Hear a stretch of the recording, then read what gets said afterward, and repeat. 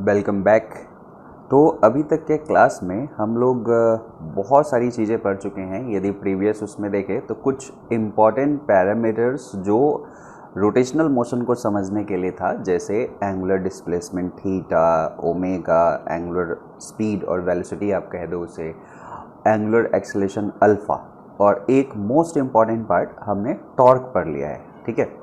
और यदि आपको याद है तो टॉर्क जो है वो कहीं ना कहीं एक एनालॉजी है फोर्स का, जो लीनियर मोशन में था। ठीक है। जो फोर्स है, फोर्स का एनालॉजी यहाँ पे टॉर्क है, लीनियर मोशन में फोर्स और रोटेशनल मोशन में टॉर्क आप कह सकते हो। इसलिए इन दोनों के बीच में एक रिलेशन भी है, और आप हम पहले लेक्चर में इसे डिराइव कर चुके हैं। This is nothing but r cross F. ठीक है, आर क्रॉस एफ एक ये बहुत इंपॉर्टेंट पैरामीटर था जो रोटेशनल मोशन का कॉज है। ठीक है, जैसे फोर्स को कॉज ऑफ मोशन कह सकते हैं, और change in motion, cause of change in motion most precisely हम बात करें तो आज की क्लास का जो टॉपिक है वो है एंगुलर मोमेंटम। तो जिस तरह से लीनियर मोशन में हमने मोमेंटम को देखा था कि जो p था एक वेक्टर क्वांटिटी था और उसका वैल्यू था mv, तो इसी का एक एनालॉजी रोटेशनल मोशन में एक L से रिप्रेजेंट किया जाएगा। ये भी एक वेक्टर क्वांटिटी है और इसे कहा जाता है एंगुलर मोमेंटम। ये हो जाता है यहाँ पे एंगुलर मोमेंटम। ठीक है। तो आज का क्लास हम इसी पे देखेंगे, और एक बहुत ही ये यूनिवर्सली एक फंडामेंटल क्वांटिटी को मान लिया गया है एंगुलर मोमेंटम को। और जब मैं कहता हूँ कि एंगुलर मोमेंटम एक यूनिवर्सल क्वांटिटी है तो उसका मीनिंग क्या है? उसका मीनिंग है कि आप उसके बेसिस पे बाकी प्रिंसिपल को डिराइव कर सकते हो। ठीक है, आपने एटम, न्यूक्लिया, इन सब चीज़ों में भी देखा होगा कि वहाँ पे जैसे एंगुलर मोमेंटम इलेक्ट्रॉन का हम निकालते हैं ऑर्बिट में, तो h/2 के मल्टीपल में होता है। ये सारा चीज़ कहीं ना कहीं यहीं से आया है। ठीक है, तो एक फंडामेंटल क्वांटिटी भी है और इसका इम्पॉर्टेंस बहुत ज़्यादा है रोटेशनल मोशन को समझने में, उसको डिस्क्राइब करने में। ठीक है, आज ही हम बहुत सारे न्यूमेरिकल भी करेंगे, उसको ध्यान से आपको देखना है, और जैसा पैटर्न है हम एनसीईआरटी के लाइन बाय लाइन को भी समझ लेंगे। ठीक है, और लेकिन एनसीईआरटी में हर चीज़ कोडिंग में है, थोड़ा सा क्रिस्प है, तो उसको डिकोड करने के लिए हमें थोड़ा सा उसको खोल के पढ़ना पड़ेगा। ठीक है, तो आज हम यही चीज़ देखेंगे कि एंगुलर मोमेंटम क्या होता है। ठीक है, तो जो डेफिनीशन है एंगुलर मोमेंटम का, वो इसी तरह से टॉर्क की तरह से एंगुलर मोमेंटम को जो डिराइव किया गया है, जो डिफाइन किया गया है, सॉरी, उसे आर क्रॉस पी कहे या पी को एम बी लिख दे, आर क्रॉस एम बी, ये ऐसे डिफाइन किया गया है। पहला चीज़, एंगुलर मोमेंटम को ऐसे डिफाइन किया गया है। ठीक है, एक तो ये एनालॉजी है, तो एक तो पहला चीज़ की वेक्टर क्वांटिटी है, इसलिए मैं एरो लगा रहा हूँ। ठीक है, अब रोटेशन में जो डायरेक्शन का कमाल होता है, जो डायरेक्शन का तरीका होता है, वो कंप्लीटली अलग होता है। ऐसा आपको पहले अनुभव हो चुका है। जैसे सपोज करो कि एक जो ब्लॉक है ये ऐसे रोटेट हो रही है। ठीक है, तो रोटेशन आप ऊपर से देखोगे तो हो सकता है कि आपको रोटेशन ऐसे दिखे, एंटी क्लॉकवाइज दिखे, नीचे से देखेंगे तो वो क्लॉकवाइज दिखे। और यहाँ पे एक कन्वेंशन है कि जो रोटेटिंग पैरामीटर है उसको हम राइट हैंड रूल से देखते हैं। जैसे यहाँ पे इस केस में ऐसे रोटेट हो रही है, तो हम क्या करेंगे, हम अपने हाथ के कर्ल को ऑब्जेक्ट के रोटेशन के डायरेक्शन में हम कर्ल करेंगे, और जो थंब होगा वो डायरेक्शन ऑफ मोशन को दिखाएगा। तो यहाँ पे जब कोई एक ऑब्जेक्ट इस डायरेक्शन में रोटेट हो रही है, लेट्स से इस डायरेक्शन में रोटेट हो रही है, तो ओमेगा के डायरेक्शन, ओमेगा जो वेक्टर क्वांटिटी है उसके डायरेक्शन को हम ये लेते हैं। ये बखूबी आप पहले जान चुके हो। ठीक है, तो बाद में हम क्या देखेंगे, ये चीज़ को हम अभी डिराइव भी करेंगे कि this L become I times of omega. I के बारे में आपको ऑलरेडी पता है कि ये मोमेंट ऑफ इनर्शिया है, तो एल का डायरेक्शन और ओमेगा का डायरेक्शन कोइंसाइड करता है। इसको हम डिराइव भी करेंगे। ठीक है, ये तो डेफिनेशन है, आई ओमेगा को हम देखेंगे, डिटेल में देखेंगे। ठीक है, तो आई ओमेगा ये हो गया। तो जो ओमेगा का डायरेक्शन हम कन्वेंशनली एज्यूम कर चुके हैं, वही एल का डायरेक्शन भी होगा। ठीक है, आई टाइम्स ऑफ ओमेगा वही एल का डायरेक्शन होगा। तो इसका मतलब जिधर ओमेगा का डायरेक्शन, थंब के डायरेक्शन को हम मानेंगे, उसका जो डायरेक्शन होगा उसी डायरेक्शन में हम एल को भी मानेंगे। तो ऑब्वियसली यदि इसके रोटेशन को हम रिवर्स करते हैं तो ओमेगा का डायरेक्शन रिवर्स हो जाएगा, तो जो एंगुलर मोमेंटम उसके कॉरस्पॉन्डिंग होगा वो भी रिवर्स हो जाएगा। ध्यान रहे यहाँ पे एक इम्पॉर्टेंट चीज़ कि जैसे ये ओमेगा है और यदि मैं अल्फ़ा की बात करूँ, अल्फ़ा, ठीक है, तो अल्फ़ा डिपेंड करता है कि ये जो ओमेगा है ये इंक्रीजिंग कंडीशन में है या डिक्रीजिंग कंडीशन में है। जैसे ये अल्फ़ा हो सकता है कि इसी डायरेक्शन में हो, अल्फ़ा हो सकता है एंगुलर एक्सेलरेशन के इसी डायरेक्शन में हो, लेकिन ये तब होगा यदि आपका एंगुलर स्पीड जो है वो बढ़ रही है। मतलब यदि ये जो स्पीड है, इसकी जो एंगुलर स्पीड है, यदि वो इंक्रीजिंग कंडीशन में है तो अल्फ़ा का डायरेक्शन ये होगा, ठीक है, यदि ये इंक्रीजिंग कंडीशन में है तो। और यदि ये डिक्रीजिंग कंडीशन में हो तो अल्फ़ा का डायरेक्शन इसका अपोजिट माना जाता है, अल्फ़ा का डायरेक्शन इधर हो जाएगा। यदि ओमेगा इसी है, मतलब एंगुलर स्पीड, ये मूव जो रोटेट कर रही है ऑब्जेक्ट वो उसी डायरेक्शन में रोटेट कर रही है, बट उसका स्पीड घटते जा रहा है, उसका मैग्नीट्यूड घटते जा रहा है, तो अल्फ़ा उसके रिवर्स में होगा। क्लियर? सेम चीज़ यहाँ पर भी आप देख सकते हो, यदि यहाँ पे स्पीड इंक्रीज हो रही है इधर तो अल्फ़ा का डायरेक्शन इस साइड में होगा, और यदि डिक्रीज हो रही है तो अल्फ़ा का डायरेक्शन इस साइड में होगा। और हम पहले ही बता चुके हैं कि टॉर्क जो है वो आई टाइम्स ऑफ अल्फ़ा भी होता है, तो टॉर्क का डायरेक्शन और अल्फ़ा का डायरेक्शन सेम हो गया, ठीक है। तो इसलिए यहाँ पे जब वो ओमेगा इंक्रीज हो रही है, मतलब ओमेगा इस डायरेक्शन में ये रोटेट हो रही है और उसका वैल्यू इंक्रीज हो रहा है, तो मतलब टॉर्क का डायरेक्शन भी इसी डायरेक्शन में है, ठीक है। लेकिन यदि स्पीड डिक्रीज हो रही है तो टॉर्क का डायरेक्शन अपोजिट में है। सिमिलरली यहाँ पर भी हम देख सकते हैं, तो डायरेक्शन का कन्फ्यूजन नहीं होना चाहिए रोटेशन में। क्लियर? ये पहले के चैप्टर में मैं आपको बता चुका हूँ। तो अब हम अपने आप को कंसंट्रेट करते हैं इस एंगुलर मोमेंटम में आर क्रॉस एम बी जो है उसके बारे में। अब यदि सपोज करो कि मैं इसको थोड़ा सा डायग्राम के फॉर्मेट में बताने की इसको कोशिश करूँ। सपोज करो कि एक हमारे पास में ऑरिजिन ओ है, ठीक है, और एक ऑब्जेक्ट है और किसी एक डायरेक्शन में इसका मोशन हो रहा है, इस डायरेक्शन में एम वी है, ठीक है। तो इसको थोड़ा सा आर क्रॉस जो पी है उसको देखने की कोशिश करते हैं। डेफिनेटली ये जो मोमेंटम हुआ वो पी इस डायरेक्शन में हुआ।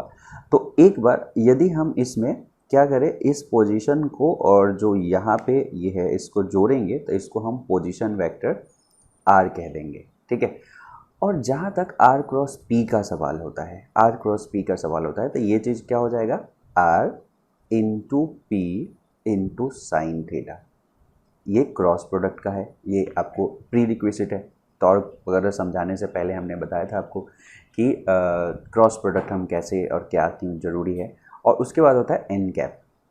ध्यान रहे यहाँ पे r p sine theta, r is the magnitude of this position vector, p is the magnitude of this momentum, और साइन थीटा जिसमें थीटा जो है वो एंगल बिटवीन व्हाट, ये है angle between r and p, r और p के बीच का एंगल है। और जो एन कैप होता है ये बहुत इंपॉर्टेंट होता है, ये है यूनिट वेक्टर। इसमें खूब सारा कन्फ्यूजन रहता है, वो नहीं होना चाहिए, कई बार मैं चूँकि बता चुका हूँ क्रॉस प्रोडक्ट में, ठीक है। तो ये यूनिट वेक्टर है, ये यूनिट वेक्टर है और ये परपेंडिकुलर है टू बोथ, कौन कौन सा part, r and p, r और पी वेक्टर दोनों के परपेंडिकुलर ये चीज़ है। क्लियर है? ठीक है। तो अब सपोज करो कि मैं यहाँ पे यदि उस थीटा को देखने की कोशिश करूँ, इस परपेंडिकुलर को भी हम यहाँ पे दिखाएंगे, तो इसको यदि मैं आगे एक्सटेंड कर देता हूँ, इसको मैं आगे एक्सटेंड कर देता हूँ, तो डेफिनेटली इन दोनों के बीच में जो एंगल होगा this is nothing but theta. Clear? अब एक बार इसको रीड करने की कोशिश करते हैं, डायरेक्शन को हम अभी अभी अभी रखते हैं कि हम बताएंगे। इसको यदि रीड करने की कोशिश करते हैं, आर साइन थीटा को यदि मैं एक जगह रख दूँ तो क्या बताएगा।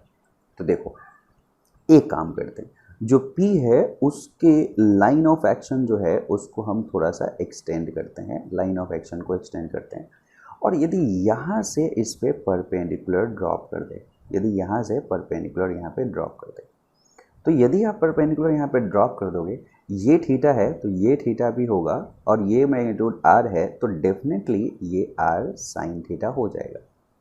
और इसको लेट से कि मैं जैसे टॉर्क में रिप्रेजेंट किया था, आर परपेंडिकुलर एक सिंबॉलिक नाम दे देते हैं, आर परपेंडिकुलर। तो आप इसी चीज़ को इक्विवेलेंटली लिख सकते हैं, आर साइन थीटा को एक जगह रख के आर परपेंडिकुलर और इनटू पी मैग्नीट्यूड वाइज। और एन यहाँ पे एन कैप रहेगा ही, एन कैप को हम देखेंगे अभी कि क्या है, उसको अभी लास्ट में देखेंगे। या दूसरा तरीका एक और हो सकता है, यदि मैंने यहाँ पे ऐसा कर दिया होता कि लेट से कि p और साइन थीटा को एक इकट्ठे कर दिया होता, ना कि r साइन थीटा को इकट्ठा करता। तो आप देखो यदि ये p है तो p साइन थीटा कौन सा दिखाएगा, p साइन थीटा, इसको रिजॉल्व कर दो, एक यहाँ पे कर दो और एक यहाँ पे कर दो, ठीक है, इसी के अलोंग कर दो जो r का था, तो इसको हम कह सकते हैं p साइन थीटा, इसको कह सकते हैं p साइन थीटा, ठीक है। तो ये p साइन थीटा को आप p परपेंडिकुलर कह दो, एक सिंबॉलिकली p परपेंडिकुलर कह दो, तो जो r पे परपेंडिकुलर है वो p साइन थीटा, ऐसे हम कह सकते हैं, ठीक है। तो ये हमारे पास में इसी चीज़ को लिखने का एक तरीका हो जाएगा कि r टाइम्स ऑफ ये magnitude times of p perpendicular लिख दो, और डायरेक्शन अभी भी वो एन कैप के डायरेक्शन में ही रहेगा। तो आपके पास बहुत सारे मेथड हो गए, या तो r क्रॉस p लिखो, क्रॉस प्रोडक्ट के अनुसार से सॉल्व करो, उसके अनुसार से न्यूमेरिकल आ सकता है, आर पी साइन थीटा या r परपेंडिकुलर इंटू पी या r इंटू पी परपेंडिकुलर, ये हमारे पास क्रॉस प्रोडक्ट का ही ये एक तरह से आउटकम्स है, तो ये डिफरेंट फॉर्मेट हो सकता है। अब जहाँ तक डायरेक्शन की बात है कि जब हम क्रॉस प्रोडक्ट निकालते हैं तो आपको ध्यान होना चाहिए कि जब भी हमारे पास में कोई भी जैसे यदि मैं a वेक्टर यहाँ दे दूँ और b वेक्टर यहाँ पे दे दूँ और मैं आपसे कहता हूँ कि a क्रॉस b निकालो, तो आप a पे इसको रखोगे और b की तरफ इसको ले जाओगे, जो थंब का डायरेक्शन होगा वो डेफिनेटली आपका टॉर्क दिखाएगा। तो यहाँ पे मैं उसको शो करने के लिए, जैसे सपोज करो कि ये वाला पार्ट आपके पास में a क्रॉस b का डायरेक्शन हो गया, a क्रॉस b का जो डायरेक्शन होगा, जो भी एक क्वांटिटी y सपोज करो कि a क्रॉस b आया, तो ये इस पे भी परपेंडिकुलर होगा और ये इस पे भी परपेंडिकुलर होगा, इसको आप इमेजिन करें, ये बहुत इंपॉर्टेंट है, ठीक है, ये क्रॉस बी। तो सेम चीज़ यदि हम यहाँ पे टॉर्क को देखें, तो टॉर्क को यदि हम यहाँ पे देखेंगे तो ये दोनों पे परपेंडिकुलर टॉर्क आएगा। तो यहाँ पे दिखाने के लिए मैं ऐसे बता रहा हूँ कि यदि यहाँ पे मैं एन कैप के डायरेक्शन को लिखने की कोशिश करूँ, एन कैप के डायरेक्शन को लिखने की कोशिश करूँ, तो ये इस पे भी परपेंडिकुलर होगा और ये इस पे भी परपेंडिकुलर होगा, ये चीज़ आपको ध्यान में रहना चाहिए, ठीक है, ये इस पे परपेंडिकुलर। अब हाँ, अब ये ऑप्शंस दे सकते हैं, जैसे a और b इसी प्लेन में है, तो डेफिनेटली जो a क्रॉस b होगा ये प्लेन से बाहर, ये स्क्रीन से बाहर आ रहा है, ठीक है, स्क्रीन से बाहर, और उसको अक्सर आप डॉट से रिप्रेजेंट करते हो, डॉट से इस y को लिख सकते थे, जैसे यहाँ पे टॉर्क को लिख सकते थे। तो ऐसे बहुत सारे ऑप्शंस बन सकते हैं। तो आपको ये फंडामेंटली आपको पता चल गया कि मोमेंटम कैसे डिफाइन है, उसको कैसे कैसे कैलकुलेट करेंगे, ठीक है, उसके डायरेक्शन से कैसे रिलेशन है, डायरेक्शन कैसे निकालेंगे, ठीक है, ये बहुत इंपॉर्टेंट पार्ट है। ओके, तो अब हम एक छोटा सा क्या करते हैं, एक छोटा सा एक एग्जाम्पल यहाँ पे सॉल्व करते हैं। जैसे इस एग्जाम्पल में दे रखा है, इस एग्जाम्पल में दे रखा है कि so that the angular momentum about any point of a single particle moving with constant velocity remains, यहाँ पे छूट गया constant, remains constant throughout the motion। तो ये सिंपल है, आप सोचो एक ऑब्जेक्ट है और ये ऑब्जेक्ट कांस्टेंट वेलोसिटी से जा रही है, यहाँ पे v को कहा कि ये कांस्टेंट है, और जब भी कोई कहता है कि वेलोसिटी कांस्टेंट है तो ध्यान रखना कि ये वेक्टर है, ना मैग्नीट्यूड चेंज होगा ना डायरेक्शन चेंज होगा, मतलब this object is keep on moving on this path, this straight path, और ना उसने मैग्नीट्यूड को चेंज किया है ना डायरेक्शन को चेंज किया है, ठीक है। डेफिनेटली इसमें एक मास भी होगा m। तो यदि आपसे कोई कहता है कि यहाँ पे मोमेंटम का डायरेक्शन क्या होगा, तो डेफिनेटली इसी डायरेक्शन में मोमेंटम वेक्टर भी होगा। लेट्स से इसको p वेक्टर हम यहाँ पे कह देते हैं, जो कि m टाइम्स ऑफ v के बराबर होगा। अब कहा गया है कि इसका एंगुलर मोमेंटम निकालो, तो डेफिनेटली कोई ना कोई एक यहाँ पे क्या दिया होगा, ऑरिजिन दिया होगा, लेट्स से इसको O मान लेते हैं। यदि मैं यहाँ पे इन दोनों को ऐसे मिला दूँ तो ये पोजीशन वेक्टर हो जाएगा एट t इजकल टू 0। तो t इजकल टू 0 पे यहाँ पे एक पोजीशन वेक्टर ऐसे आ गया। अब यदि हम देखें, देखो कि एंगुलर मोमेंटम क्या था, तो हम एक बार यदि फाउंडेशन से चलने की कोशिश करें तो इसको कहेंगे कि ये r क्रॉस p है, ओके, ठीक है, r क्रॉस p है। इसको सॉल्व करो तो कहेंगे r का मैग्नीट्यूड p का मैग्नीट्यूड इनटू साइन थीटा, और एक n कैप हो जाएगा जो कि इसके क्रॉस प्रोडक्ट के डायरेक्शन में होगा, ठीक है, ओके। यदि हम देखें कि जैसे जैसे टाइम पास हो रहा है, ये ऑब्जेक्ट यहाँ से कहीं ना कहीं यहाँ पे पहुँच जाएगी, उसमें कोई डाउट नहीं है, यहाँ से यहाँ पहुँच जाएगी। जब यहाँ से यहाँ पहुँच जाएगी तो आपके पास में जो पोजीशन वेक्टर होगा वो अब बदल के वो यहाँ आ गया होगा। मतलब यदि ये आर इनिशियल को आर ही हम कहते हैं, आर वेक्टर यहाँ पे कहते हैं, तो जो बाद वाले मोमेंट में किसी टाइम टी में जो है, किसी टाइम टी में जो इसका पोजीशन है वो यहाँ पे हो गया है, और डेफिनेटली इसका जो मोमेंटम है वो वही है। डेफिनेटली इसका जो मोमेंटम है, ना उसका मैग्नीट्यूड चेंज हुआ है ना डायरेक्शन चेंज हुआ है, तो ये पी वेक्टर अभी भी उतना ही है जो शुरुआत में था। तो जस्ट इसको देखने से और इसको देखने से एक टेम्पटेशन आएगा, और यदि मैं कहता हूँ कि ये वेरी कर गया है क्योंकि आर बढ़ गया है, तो वहाँ पे क्रॉस प्रोडक्ट के सिग्निफिकेंस को आपने इग्नोर कर दिया, इसलिए ऐसा लग रहा है कि अच्छा आर बढ़ रहा है, पी वही है, ओवरऑल एल बढ़ जाना चाहिए। But this perception is going to be wrong जब आप इसको बहुत अच्छे से प्रिसाइजली डिस्कस करोगे। देखो क्यों ऐसा क्यों हुआ, क्योंकि देखो आर क्रॉस पी को आर पी साइन थीटा कहते हैं। एक बार मुझे बात बताओ, यदि मैं इस लाइन ऑफ एक्शन को यहाँ पे ऐसे प्रोसीड करता हूँ और यहाँ से एक परपेंडिकुलर डिस्टेंस निकालता हूँ, यहाँ पे निकालता हूँ जिसे हम आर परपेंडिकुलर कहते हैं, जो कि अभी इनिशियल कंडीशन में, लेट से इनिशियल कंडीशन में जो भी एंगल यहाँ पे था इसको हमने थीटा कहा था, तो ये भी थीटा है जैसा अभी हमने डेफिनेशन में बताया। तो this is nothing but r sine theta, ठीक है।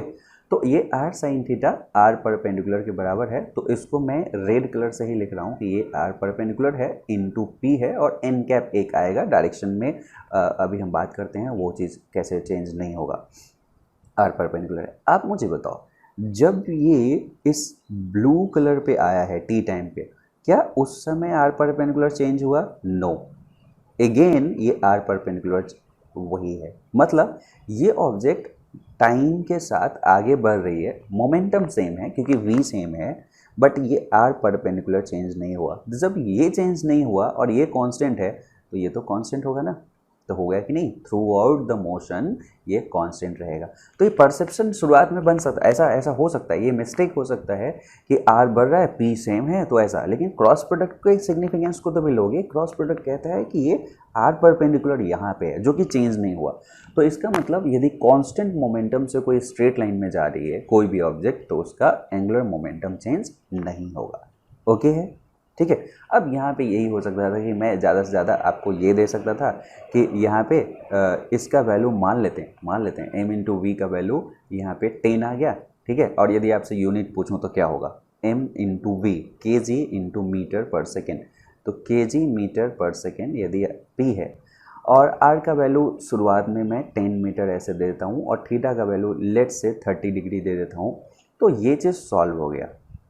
क्या करेंगे, r साइन 30 का मतलब 10 और साइन 30 का मतलब 1/2 इंटू पी का वैल्यू 10, तो यहाँ से 5 हो जाएगा, ये हो जाएगा 50। और यदि मैं इसका सपोज करूँ कि ये r इंटू पी है, मतलब क्या हो गया, p में एक और r बढ़ गया, मतलब kg metre square second, kg metre square पर सेकेंड, एक तरह से ये हमारा एंगुलर मोमेंटम आ गया, ठीक है, जो कि हमेशा के लिए कांस्टेंट हो जाएगा। और जहाँ तक डायरेक्शन का सवाल है, तो क्रॉस प्रोडक्ट P क्रॉस आपको R करना है, ये आउट ऑफ द पेज होगा क्योंकि दोनों को मैंने इसी प्लेन में माना है, ठीक है, इसी को XY प्लेन में हमने माना है। तो यहाँ पे एक वेक्टर है और यहाँ पे दूसरा वेक्टर है, और यदि क्रॉस प्रोडक्ट लोगे तो इसमें बाहर की तरफ ऐसे आएगा। तो आप n कैप जो यूनिट वेक्टर है इमेजिन कर सकते हो कि ये डॉट है जो पेज से बाहर आ रहा है। ओके, तो ये क्वेश्चन आपको एक जो डिफिनीशन है उसको कैसे कैच करोगे वो चीज़ आपको दे दिया, ठीक है।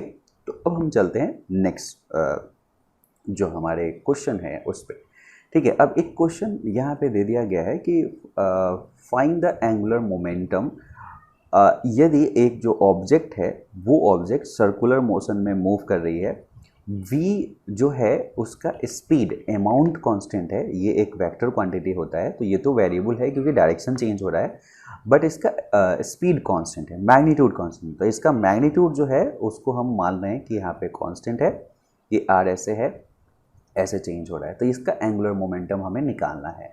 अब सबसे पहले एक बात हम करते हैं, एंगुलर मोमेंटम का मतलब है r क्रॉस v। अब इसके और ये भी देखना है कि ये कांस्टेंट है या नहीं है। सबसे पहले मुझे बताओ, ये पोजीशन वेक्टर है और ये वेलोसिटी वेक्टर है, और सर्कुलर मोशन में आप ऑलरेडी पढ़ चुके हो कि इन दोनों के बीच में 90 डिग्री हमेशा रहता है, किसी भी मोमेंट में हम देखेंगे तो ये रहेगा। अब मुझे बताओ, ये दोनों के बीच में अभी हम यदि L की बात करें तो हम कहेंगे कि ये R क्रॉस P हमें करना है, और R क्रॉस P करने का मतलब है R into MV into sine of angle between them means 90 degree. और अभी यदि मैं क्रॉस प्रोडक्ट निकालूं तो डेफिनेटली जो जेड डायरेक्शन होगा, यदि मैं यहाँ पे बना सकूं जेड डायरेक्शन के, ये पेज से बाहर वाला पार्ट जो जेड डायरेक्शन है उसके डायरेक्शन में, मतलब हम इसको के कह सकते हैं, ठीक है। यदि हम डेफिनेशन को रखें कि आई जे के का जो मीनिंग होता है उसके डेफिनेशन को रखें तो इतना हो जाएगा। डेफिनेटली साइन 91 है तो ये क्या हो जाएगा, r times of m v के बराबर हो जाएगा एंगुलर मोमेंटम, और के रखने से वो वेक्टर के साथ में भी हो गया, और इसका मैग्नीट्यूड आर एम वी के बराबर है, ठीक है। अब मुझे बताओ डायरेक्शन, ये क्या ये यहाँ पे आया है तो वो चेंज हुआ नहीं, यहाँ पर भी वेलोसिटी यहाँ पे और पोजीशन वेक्टर यहाँ पे, ये दोनों परपेंडिकुलर होगा और इसका डायरेक्शन सेम रह जाएगा।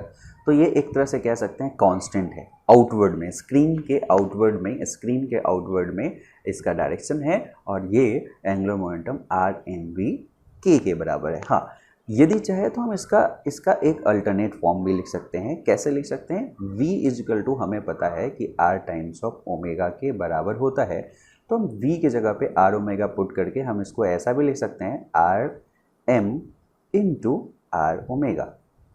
तो इसको हम लिख सकते हैं m r square times of omega, angular मतलब जो मैग्नीट्यूड का हमें वो है, क्योंकि डायरेक्शन चेंज नहीं हो रहा था हम इतना लिख सकते हैं एम आर स्क्वायर ओमेगा। और आपको याद है एम आर स्क्वायर जो होगा इसी को हम मोमेंट ऑफ इनर्शिया कहेंगे, जो कि आई टाइम्स ऑफ ओमेगा हो गया है। तो एल आई ओमेगा के बराबर भी हो गया, जो हमने डेफिनेशन में अभी बताया था कि ऐसे भी होगा, इसके डिटेल में भी हम देखेंगे। तो आई ओमेगा उसे लिख दो या आर एम बी के साइड में लिख दो, बात बराबर है। तो एक छोटा सा न्यूमेरिकल एक्सरसाइज दिया गया है कि एक दिया गया है कि कार ऑफ मास 15 kg, तो एम दे दिया, moves in a linear speed of 40 metre per second, इसका मतलब ये v दे दिया। on a circular track of radius 50 metre means ये r दे दिया। what is the magnitude of its angular momentum relative to the center of the track? तो simple m v r m v, तो तीनों चीज़ को multiply कर दो तो 1500 इंटू 50 इंटू 40, तो जो आंसर आएगा ये kg मीटर पर सेकेंड के उसमें आया, केजी मीटर स्क्वायर पर सेकेंड क्यों है ये भी आपको पता है। तो ये सिंपल एक्सरसाइज है, कोई बड़ी बात नहीं है। तो आपको ये पता चल गया कि हम एंगुलर मोमेंटम को कैसे कैलकुलेट करेंगे और उसका क्या तरीका होगा। ओके, तो आई थिंक कि फंडामेंटल डेफिनेशन आपको क्लियर हो गया होगा। अब हम देखते हैं कि नेट यदि हमारे पास में angular momentum of rigid body निकालना है, net angular momentum of rigid body निकालना है कि एक बॉडी है वो रोटेट हो रही है, फिक्स एक्सिस के अबाउट में रोटेट हो रही है, जो यहाँ पे दिया गया है, ठीक है। इनिशियली मैं एक सिमेट्रिकल ऑब्जेक्ट मान लिया हूँ और इसको यदि सपोज करो कि डिराइव करने की कोशिश में है। एक यहाँ पे आपको दिख रहा होगा कि एक सर्कुलर प्लेट है विथ लिटिल थिकनेस, तो ये सिलेंड्रिकल शेप हो गया। इसकी मिडिल एक्सिस जो है जेड एक्सिस, इसी के अबाउट में ये रोटेट हो रही है, इसलिए ये साइन ऐसे दिया गया है। तो डेफिनेटली ये ओमेगा का डायरेक्शन हो गया। यहाँ पे मैं एक पार्टिकल ith पार्टिकल को कंसीडर करता हूँ। ये ith पार्टिकल है mi, जिसका वेलोसिटी vi है और जो अर्थ पोजीशन पे है, और वो डेफिनेटली सर्किल पे मूव कर रही होगी। किसी भी पार्टिकल को यहाँ पे यदि आप पकड़ लोगे तो वो एक सर्कुलर मोशन में होगा, ठीक है। तो ith पार्टिकल को हमने यहाँ पे पकड़ लिया, ठीक है। अब एक चीज़ मुझे बताना, ये मैं पहले भी बता चुका हूँ, यदि मैं यहाँ पे इस ith पार्टिकल को देखूँ, फर्स्ट है सपोज करो, ये यदि किसी दूसरे पार्टिकल को देखूँ तो ये भी एक सर्कुलर मोशन में होगा, इसका रेडियस अलग होगा, बट इसका ओमेगा सेम होगा। क्यों? क्योंकि ये रिजिड बॉडी है। यदि इस पार्टिकल ने एक सेकेंड में यदि एक रोटेशन करता है, लेट्स एज्यूम, तो दूसरा पार्टिकल को भी एक सेकेंड में एक रोटेशन करना पड़ेगा, अदरवाइज ये पोजीशन में चेंजिंग हो जाएगा, तो रिजिड बॉडी रहा ही नहीं। ओके, तो इसलिए ये डेफिनेट है कि ये दोनों का ओमेगा सेम होगा। एक rotation 1 second, 1 RPS, 1 revolution per second, या रेडियन के अनुसार से 2 पाई रेडियन पर सेकेंड जो हुआ वो दोनों का सेम हो गया। तो यहाँ पे एक चीज़ बहुत इंपॉर्टेंट हो गया, ओमेगा पहले पार्टिकल का लो, ओमेगा दूसरे पार्टिकल का लो, in general omega ith particle का लो वो बराबर रहेगा, ये कांस्टेंट रहेगा। ये कहाँ से आ गया?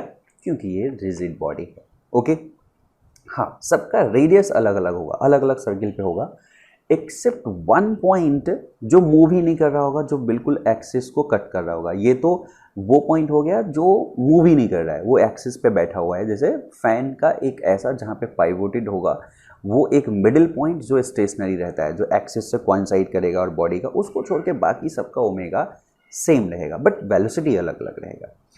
तो यदि यहाँ पे एंगुलर मोमेंटम हम देखें और प्रीवियस एग्जाम्पल को कंसीडर करते हुए देखें कि यहाँ पे एम आर स्क्वायर ओमेगा हम एल को लिख सकते हैं यदि एक सर्किल में मूव कर रही है तो इसी एक्सप्रेशन को यदि हम यूज करें और ith पार्टिकल का यदि मोमेंट ऑफ इनर्शिया लिखे तो उसको हम डेफिनेटली ith पार्टिकल का मोमेंट ऑफ इनर्शिया लिख तो सकते हैं, या चलो क्या लिख सकते हैं, एल आई, ऐसा एल आई कह सकते हैं। और वो कितना हो जाएगा, एम ith पार्टिकल का, उसका रेडियस आई, उसका स्क्वायर और times of omega I, M R square omega. ठीक है, हमें इसमें पूरे बॉडी का मोमेंट ऑफ इनर्शिया निकालना है और सभी सेम सर्कुलर डायरेक्शन में मूव कर रही है, तो सभी का एक तरह से वेक्टर एक ही के अलोंग में हो गया, तो सभी एड अप हो जाएंगे। तो यदि मैं नेट एंगुलर मोमेंटम निकालने की कोशिश करूं, ये डेफिनेटली जेड डायरेक्शन में है, ठीक है, नेट निकालने की कोशिश करूं तो हम इसको समेशन कर देंगे। जब समेशन करेंगे सारे पार्टिकल उसमें शामिल हो जाएंगे ओमेगा आई।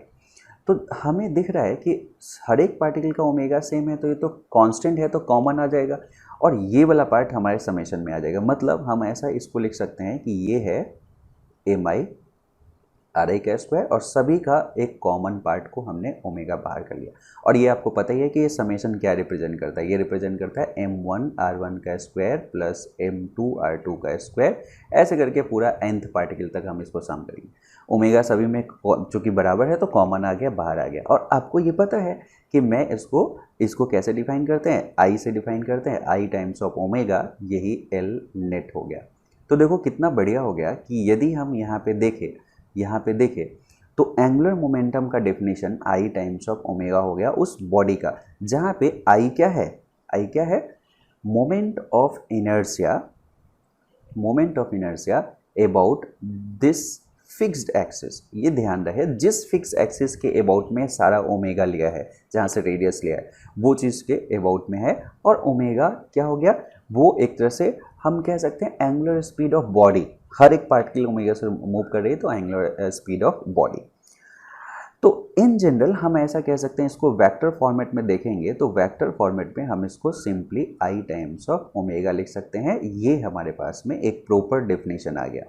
अब डिराइव करते समय हमने एक सिमेट्रिकल बॉडी ले लिया है, तो एक कन्फ्यूजन हो सकता है कि नहीं ये अनसिमेट्रिकल बॉडी के लिए ये वैलिड है या नहीं है। तो नोट करना है कि ये symmetrical as well as unsymmetrical body के लिए भी वैलिड है। ठीक है, ऐसा नहीं कि मैंने यहाँ पे एक सर्कुलर बहुत ऐसा, इन जनरल कोई भी बॉडी हम लेंगे और इन जनरल यहाँ पे कोई भी एक बॉडी का पार्ट यदि हम लेते हैं तो वहाँ पर भी आप किसी एक पार्टिकल को पकड़ोगे तो वो डेफिनेटली एक सर्कुलर मोशन कर रहा होगा, और जब सर्कुलर मोशन कर रहा होगा उसको एडप्ट करोगे तो वो आते आते क्या होगा, यही फॉर्मेट पकड़ लेगा। तो ये symmetrical as well as unsymmetrical दोनों के लिए वैलिड है, ये चीज़ हम यहाँ पे कह सकते हैं। ठीक है, तो रिगार्डलेस ऑफ, हम इसको लिख सकते हैं रिगार्डलेस ऑफ सिमेट्रिसिटी के रिगार्डलेस में ये क्या होगा, L equal to I omega, हम ये प्रूव कर सकते हैं ये चीज़। और जिसको M I R I square omega एक स्लाइस को हमने कह दिया, इसको सम अप कर देंगे तो हम ऐसे भी देख सकते हैं, हर के लिए नेट एंगुलर मोमेंटम यही हो गया।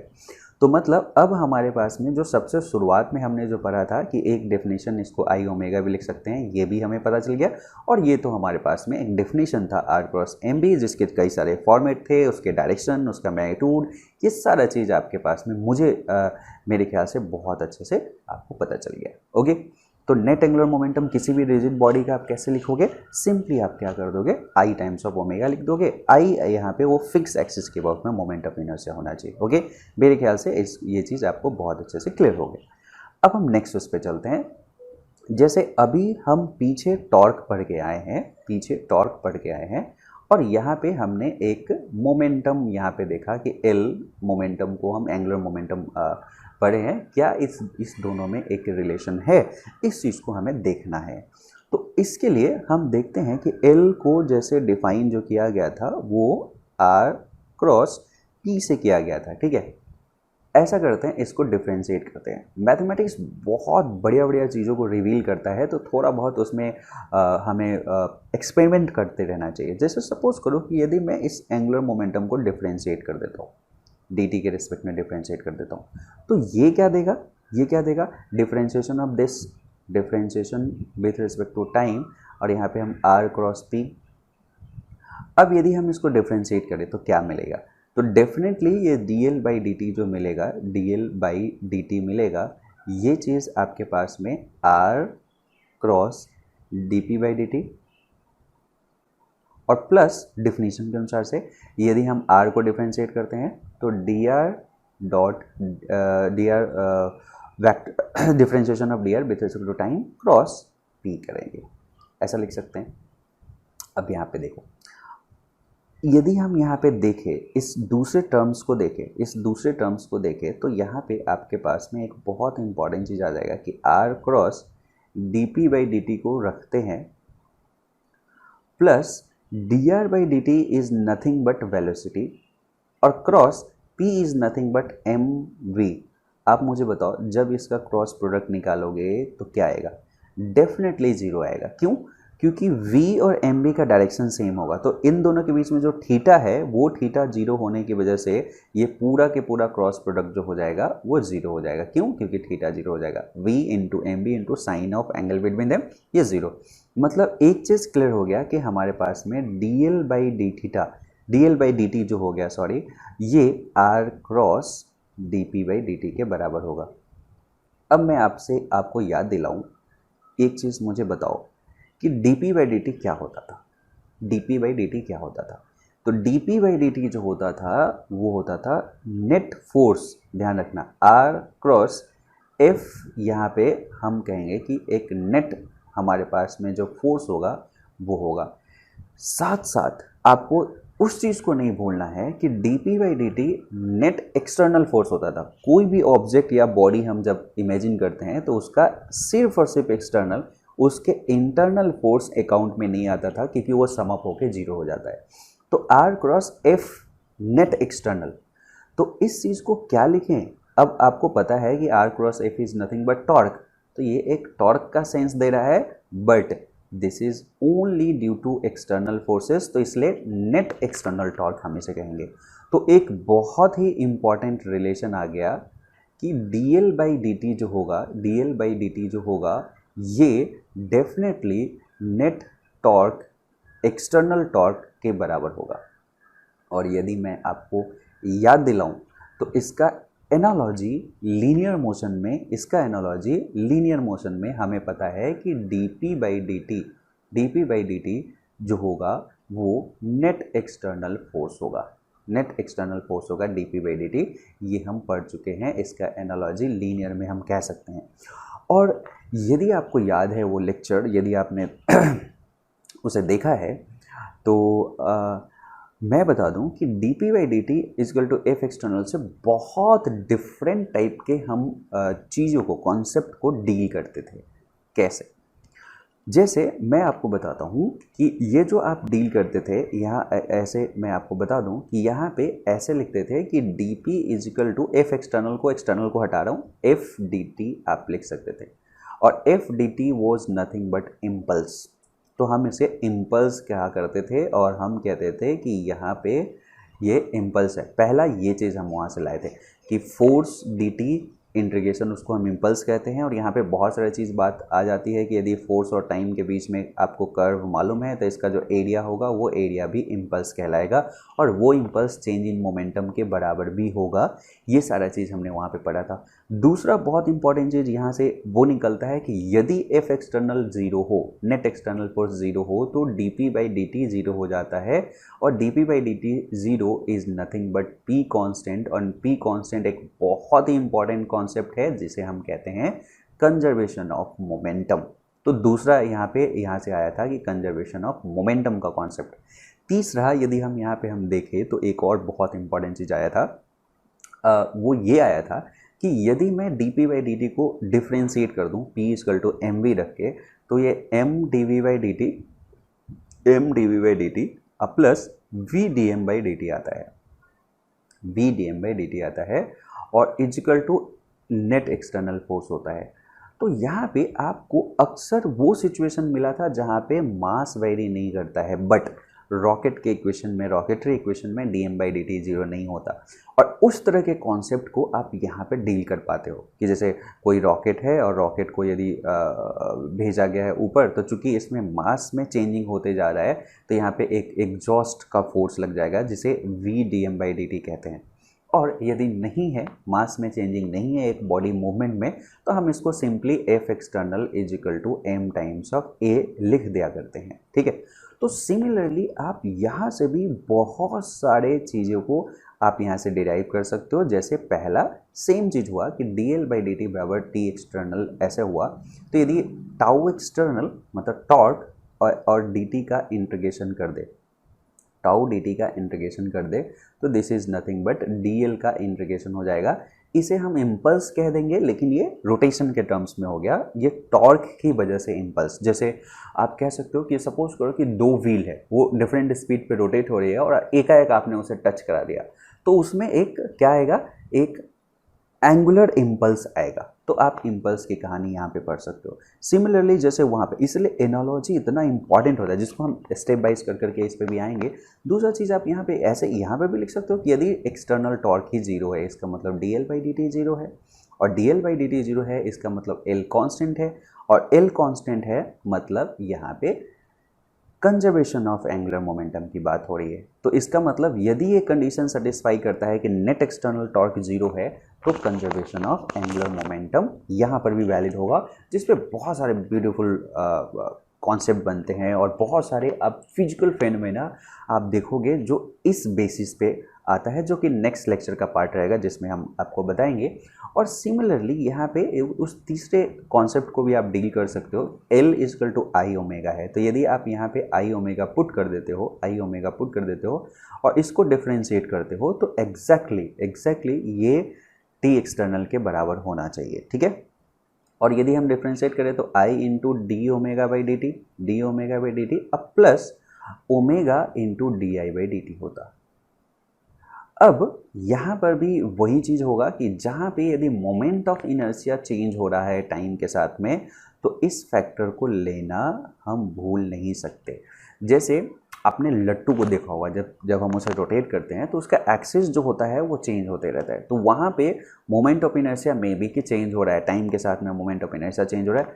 तो इस वजह से हम यहाँ पे ऐसा कहेंगे कि ये फैक्टर को वहाँ पे शामिल करना पड़ेगा, लेकिन अक्सर ऐसा नहीं होता। हम फिक्स एक्सिस और फिक्स उसकी बात करते हैं तो मोमेंट ऑफ इनर्शिया में चेंजिंग नहीं होता टाइम के साथ में, तो वहाँ पे सिर्फ I times of D omega by D T हो जाता है, जिसको हम कहते हैं कि टाउ एक्सटर्नल जो होना चाहिए वो आई टाइम्स ऑफ अल्फा के बराबर होना चाहिए, जो कि हम पहले चैप्टर में पढ़ चुके हैं, ठीक है, जो टॉर्क वाले पोर्शन है उसमें पढ़ चुके हैं, ठीक है। यदि कंसीडर हुआ तो ये भी, तो आपको एक जनरल एक तरह से व्यू दे रहा है, आपको वाइड आपका व्यू आ रहा है जस्ट कोरिलेशन से। आपने लीनियर को, और इसको सब्जेक्ट के शुरुआत में भी मैंने बोला था, जस्ट लीनियर मोशन को और रोटेशनल मोशन के जो कोरिलेट आप कर रहे हो, उस कोरिलेशन से आपको देखो कि एक वाइड एरिया आपके लिए ओपन हो गया है जहाँ पे आपको डर नहीं है, ठीक है। और उसमें बस ध्यान ये रखना है कि अच्छा दोनों का एनालॉजी क्या है और हमें किस तरह से डायरेक्शन लेना है रोटेशनल मोशन में, किस तरह से हमारा राइट हैंड रूल को यूज करना है, क्रॉस प्रोडक्ट को कैसे यूज करना, मतलब ये जो टूल्स है वो यदि आपका स्ट्रॉन्ग है तो रोटेशनल मोशन इज़ नथिंग, ठीक है। इसके क्वेश्चंस भी, और अक्सर क्या होता है कि यहीं से आते आते क्वेश्चंस भी आते हैं, इसलिए आते हैं कि इसमें उसका भी यूज हो गया, जब उसी का एनालॉजी है तो उसका भी यूज हो गया। तो कोई यदि रोटेशनल मोशन समझ रहा है मतलब लीनियर मोशन पे कमांड है, तो इस वजह से कभी कभी इस पे क्वेश्चंस भी ज़्यादा आने का संभावना रहता है। ओके चलो, तो हमने टॉर्क और एंगुलर मोमेंटम के बीच में रिलेशन को जान गए कि कैसे कैसे और क्या क्या पॉसिबिलिटी है। अब हम देखते हैं कि यदि सपोज करो कि हमें कुछ क्वेश्चन दिया जाए, ठीक है, उसको सॉल्व करना है, तो उसको देखते हैं। क्वेश्चंस बहुत इंपॉर्टेंट होता है, वो आपको बिल्कुल कह सकते हैं कि जो भी थ्योरी एक्सप्लेनेशन के समय में जो भी प्रॉब्लम है या कुछ ऐसा है तो उसको आपको अच्छे से ओपन करके आपके सामने रख देता है कि देखो ये है, यहाँ पे अंडरस्टैंडिंग वीक हो सकती थी आपकी, बट इससे रिजॉल्व कर लो। तो ऐसा ही क्वेश्चन है। इसमें कहा a turbine fan in a jet engine has a moment of inertia 2.5 kg metre square. Turbine जिसे आपने देखा होगा कभी भी प्लेन के उसमें विंग्स में ऐसा लगा रहता है, इसमें बहुत सारे ऐसे ये चीज़ ऐसे लगे होते हैं। इसमें ये जेट इंजन का आपके पास में क्या है, ये एक जेट इंजन को सपोज करो कि हम डिज़ाइन कर रहे हैं, उसका मोमेंट ऑफ इनर्शिया दे रखा है, तो आई हमें मिल गया है उसका। About its axis of rotation, axis of rotation के अबाउट में इसका मोमेंट ऑफ इनर्शिया हमें पता है कि आई कितना है। एज द टरबाइन स्टार्टअप, जिस समय टरबाइन स्टार्ट होता है तो आपको पता है पहले रुकी हुई है, जब इंजन स्टार्ट करेंगे तो धीरे धीरे स्पीड अप होगी। Its angular velocity is given by WZ is equal to this, मतलब जिस एक्सिस के अबाउट में रोटेट कर रही है वो Z एक्सिस है, और यहाँ पे WZ दे रखा है वो है 40 इंटू T²। ध्यान रखें ये जब भी बुक स्टैंडर्ड होता है तो हर चीज़ लेके चलते हैं। देखो ये 40 जो कांस्टेंट है ये रेडियन पर सेंटीमीटर पर सेकेंड क्यूब का है, क्योंकि यहाँ पे T² से मल्टीप्लाई करोगे सेकेंड स्क्वायर से मल्टीप्लाई हो जाएगा, सेकेंड स्क्वायर कैंसिल होकर रेडियन पर सेकेंड जो कि ओमेगा का यूनिट आना चाहिए। इस वजह से इस कांस्टेंट का यूनिट दिया जा रहा है कि 40 is a constant but it is not a unitless, इसका यूनिट है रेडियन पर सेकेंड की। पहला कहा find the fan's angular momentum as a function of time. कहा कि फैंस का एंगुलर मोमेंटम क्या होगा as a function of time, and find its value at T = 3 second. आपको पता है कि angular momentum is nothing but I times of omega. अब यदि यहाँ पे I का वैल्यू रख दें और इसका वैल्यू रख दें तो ऑब्वियस ही बात है I का वैल्यू 2.5 था, तो 2.5 into 40 into T², this is nothing but angular momentum, और आपको दिख रहा है कि ये भी एक टाइम का फंक्शन है। ओके, तो जहाँ तक सॉल्यूशन का बात है कि चलो ये तो टाइम के फंक्शन में आ गया। दूसरा T = 3 सेकेंड पे रखना है तो इसमें 2.5 इंटू 40 इंटू 3 का स्क्वायर मीन्स 9, यही एंगुलर मोमेंटम हो जाएगा, जिसको हम कैसे लिख सकते हैं, RMB से याद करो तो क्या हो गया, RMB से kg मीटर स्क्वायर पर सेकेंड लिख सकते हैं। अब एंगुलर मोमेंटम हमारे पास में आ गया। अब ये कहता है find the net torque on the fan as a function of time and find its value at T = 3 second. अब मुझे बताओ कि यदि इसमें नेट टॉर्क निकालना है, नेट टॉर्क इसमें कितना लग रहा है, तो आपको पता है कि change in momentum per unit time is nothing but torque. तो यदि मैं अभी का डेफिनेशन जो पढ़ा है उसके अनुसार से निकाले तो torque is nothing but dL/dt, और dL/dt यहाँ पे ये चीज़ मालूम है तो 2.5 into 40 into 2 times of T हो जाएगा। तो उसी 3 सेकेंड पे फंक्शन ऑफ टाइम तो हमें पता चल गया। इसी में यदि T = 3 सेकेंड पे पूछा गया है तो इसी का वैल्यू कितना हो जाएगा, 2.5 इंटू 40 इंटू 2 इंटू 3, ये टॉर्क हो जाएगा। और टॉर्क को कैसे लिख सकते हो, न्यूटन मीटर में लिख सकते हो। ये चीज़ हो गया, तो ये यहाँ पे हमारे पास में आ गया कि टॉर्क कितना हुआ। ओके हो गया, तो जो अभी हमने पढ़ा उसी चीज़ को यहाँ पे सॉल्व करके दिया, दोनों के बीच में हमें रिलेशन अभी हमने एस्टेब्लिश किया था, हमारा सॉल्यूशन हो गया। बट जब भी क्वेश्चन करते हैं थोड़ा सा ऑब्जर्वेशन वहाँ पे होना चाहिए। जैसे आप पहले पढ़ के आ चुके हो कि torque is equal to I times of alpha, हाँ या ना, तो इससे भी वेरीफाई होना चाहिए। तो लेट्स इवेल्युएट ए पार्ट, ये चेक करते हैं कि I अल्फा भी इतना होगा कि नहीं 3 सेकेंड पे। तो जैसे हमें जैसे ही कोई ओमेगा दिया है तो यहाँ से अल्फ़ा निकालने का एक जैसे चेक कर रहे हैं, ठीक है, ये दूसरा पोर्शन।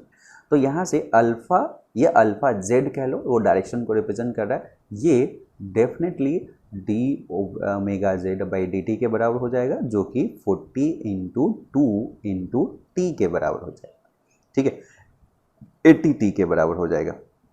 अब बताओ 80 टी आई जेड मिल गया है, इसलिए यदि मैं टॉर्क को लिखता हूँ तो कितना हो जाएगा, आई टाइम्स ऑफ अल्फ़ा के बराबर हो जाएगा।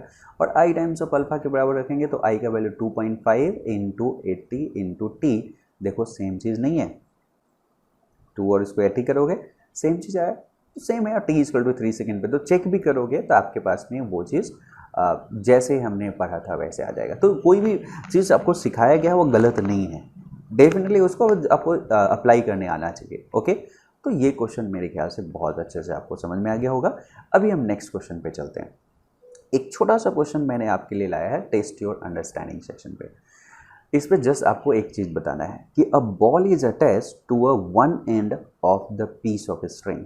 एक स्ट्रिंग है, इसके एक एंड पे एक बॉल ऐसे लगा हुआ है एक स्ट्रिंग पे, you hold the other and, आप इसको होल्ड करके रखे हो, ठीक है, the string and the string, okay, and were the ball in a circle around the hand, आप इसको एक सर्कुलर उसमें इसे रोटेट कराना शुरू कर दिए, ठीक है। आप यहाँ पे अब बैठे हो और कैसे बनाऊँ मैं आपको, ये एक हैंड है और एक हाथ आप ऐसे रखे हो और इसको करके रोटेट कराना शुरू कर दिए, ठीक है।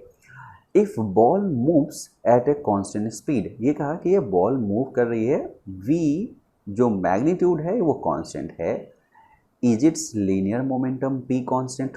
No, because p is nothing but m times of v, और वेलोसिटी यहाँ पे चेंज हो रही है मैग्नीट्यूड की वजह से नहीं, डायरेक्शन की वजह से, तो इसलिए मोमेंटम को हम मानेंगे कि वो चेंज हो रही है। तो y and y not, okay, is it's angular momentum l constant?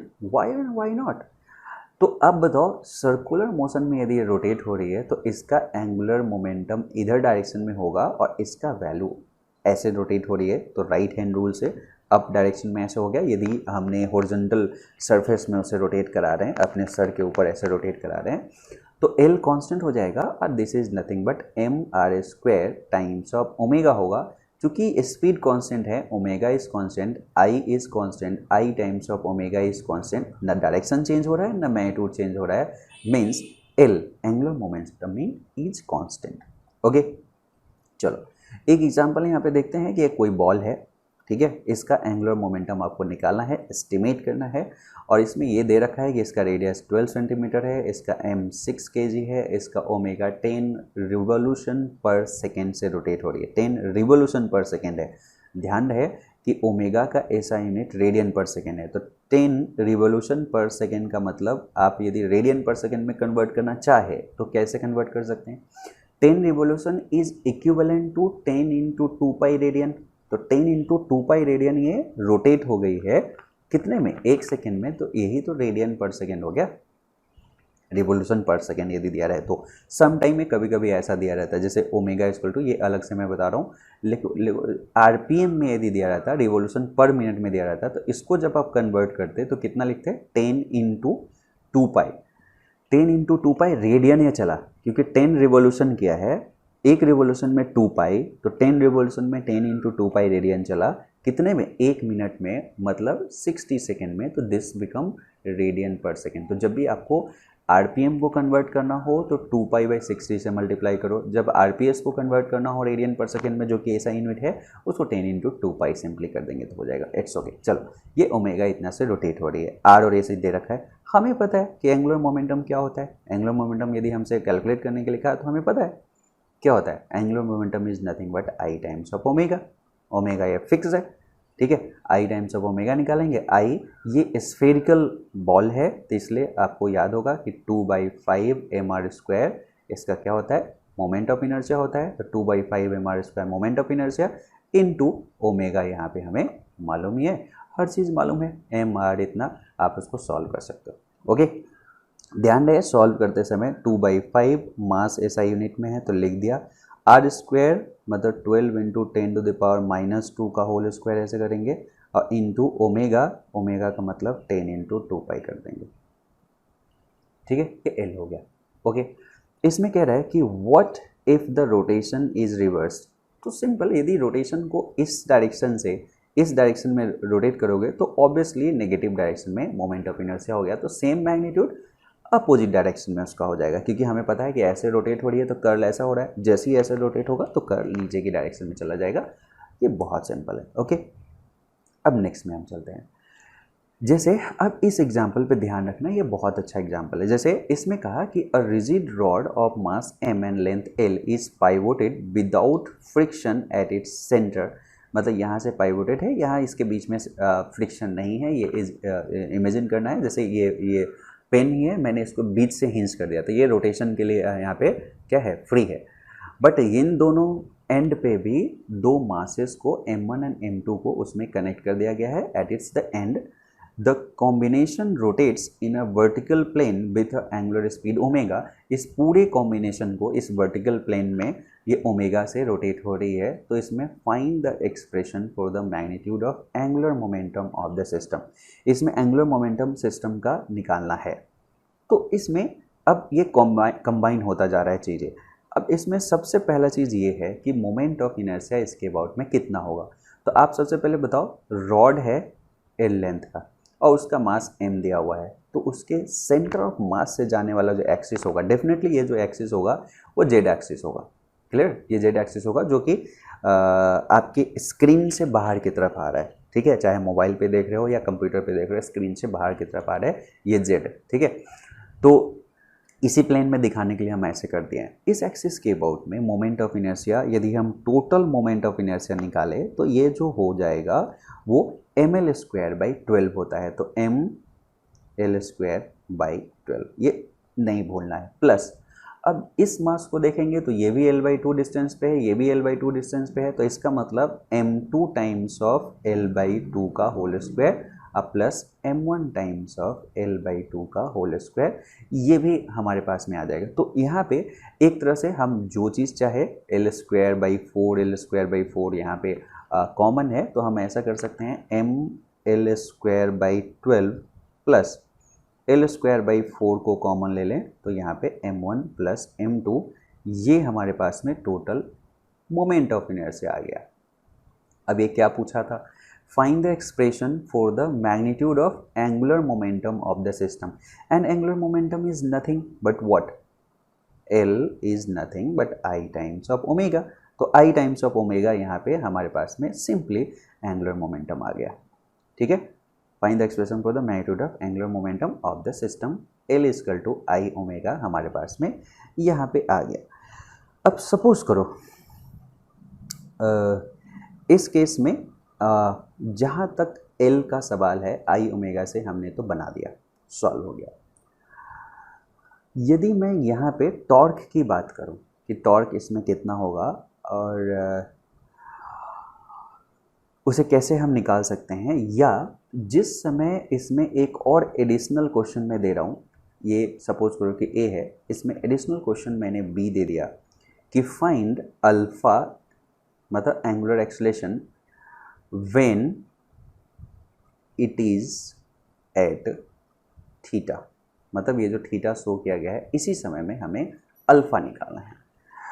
L equal to I omega हो गया, ये चीज़ हमने यहाँ पे बना दिया। यहाँ पे क्योंकि ये एंगुलर स्पीड ओमेगा दिया गया था, तो ये चीज़ दिया गया था, ये कैलकुलेट कर दिया, तो सभी नॉन चीज़ में आ गया था। बट मुझे अल्फ़ा निकालना है, कैसे निकालेंगे? यदि मुझे यहाँ पे अल्फ़ा दिया गया, पूछा गया, तो कैसे निकालेंगे? तो पहले एक रिलेशन इस्टेब्लिश करने की कोशिश करना पड़ेगा आपको कि अच्छा रिलेशन हम इसमें इस्टेब्लिश कर लेते हैं कि एक्चुअली अल्फ़ा और ये ओमेगा, एक तो चीज़ होता है कि ओमेगा को डिफ्रेंशिएट कर दो, बट एल में आप टाइम के साथ वेरिएशन कुछ नहीं दिख रहा है, तो वो रास्ता नहीं अपनाएगा, जिसे सोचने की कोशिश करते हैं। पहला चीज़ हमने कहा alpha, okay, D omega by D T लिखने की कोशिश करते हैं। तो यहाँ से आपसे पूछा जाएगा कि ओमेगा क्या टाइम के फंक्शन में मालूम है? नहीं मालूम है। नहीं मालूम है तो ये अप्रोच आपको काम नहीं करेगा। चलो दूसरा सोचने की कोशिश करते हैं, अल्फ़ा का और रिलेशन कहाँ देखा?